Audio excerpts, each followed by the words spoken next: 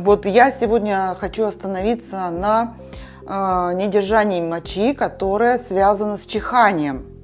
Вот все другие формы недержания мочи, они хоть как-то с вашей стороны могут быть управляемыми, регулируемыми, или вы к ним приспособились, или вот как-то нашли паритетные какие-то взаимоотношения.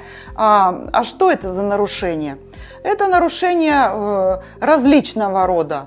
Может быть, конечно, и кашлевое недержание, и оно очень сильно беспокоит людей в возрасте 50+, когда развивается вирусная инфекция, и это связано с натужным кашлем.